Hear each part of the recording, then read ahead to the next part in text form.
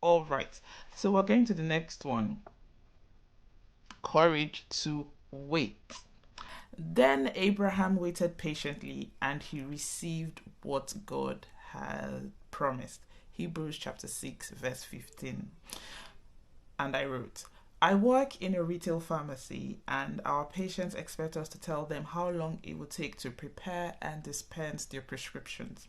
Sometimes it takes as little as 5 minutes or as much as 2 hours, and sometimes, if we do not have the item they require, it might take several days.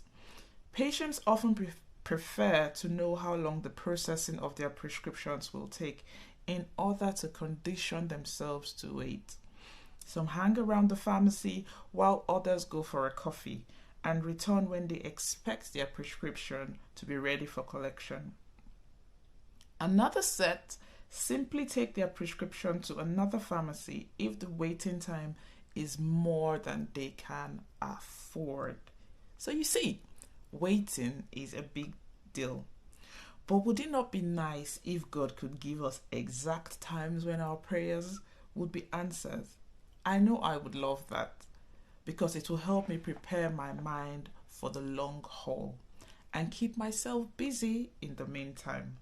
Unfortunately, God does not always work like that. In fact, He rarely does.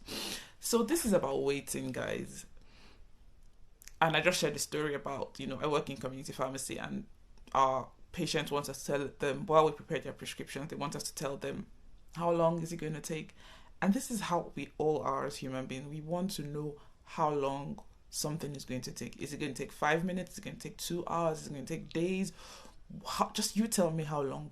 Unfortunately, when you're working with God, God is not going to tell you how long you're going to have to wait for the things that you're believing God for.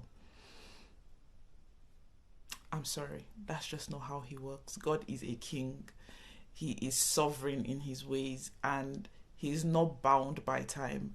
And we don't get to give Him conditions.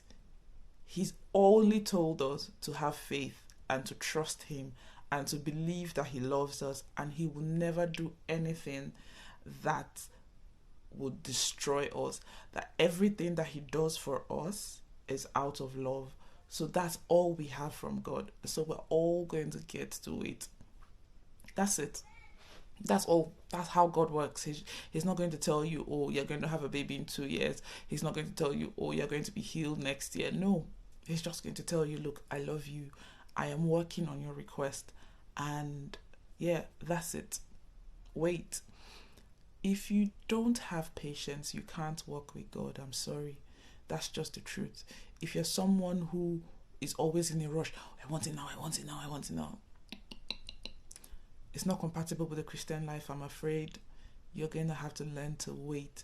There will be seasons where God will not respond, and it will even be as though, God is a figment of your imagination, which He is not. It will be as though the Bible is not true, which we all know that that's a lie from the devil because it's true. And that's just how it is. God keeps us waiting sometimes, but it's always for our good. Even when He's kept us waiting and He's given us no explanations for why we are waiting so long, it's always for our good. God can never walk outside of love. So everything that He does is love. Look at Abraham. Abraham had to wait and wait until he was grey. He was grey to the grey. And his wife was grey as well. And they were waiting and believing that God was going to give them a child. And actually, God said to Abraham, I'm going to make you the father of many nations. And at the point when he died, he wasn't the father of many nations. I'm sorry. He was just the father of about 5 children, because he had Isaac and then he had about 5 sons. So he had 6 children, 5 or 6 children. But God had promised him that He was going to make him the father of many nations. And through his children, all the nations of the earth will be blessed. All families of the earth will be blessed. But at the point of his death, he had not received the promise. He was going to be called the father of faith. And even the father of faith did not receive his promise at the point of his death. So this is what I want to encourage you with today. Number one, God cannot do anything outside of love. So if you're waiting and it seems as if, God is deliberately trying to deprive you. That's not true. God would never do that. He has a plan, and all things are still working out. And even if you don't see the promise, for some reason you don't see the promise will come to pass. Look at us today. We're all called Abraham's children. All the nations of the earth are blessed out of Abraham's children, both his biological children and his spiritual children, Jesus Christ, and his biological children. So I just want you to know that the promises of God will come to pass. So be encouraged as you wait. Be encouraged that God is not wicked. God is not trying to deprive you. God is not trying to hurt you. God is not trying to, God is not trying to be dodgy. He's not trying to gaslight you. He would never do that. He loves you. But it's just that if you're going to walk with him, you're going to have to learn to be patient. You're going to learn to have faith. You're going to have to learn to wait on the Lord. And as you wait, he will encourage you. He will send things your way that you will see and know that he is with you. If you open your eyes, you will see those things, and he will never leave you or forsake you. So this is my encouragement for you today.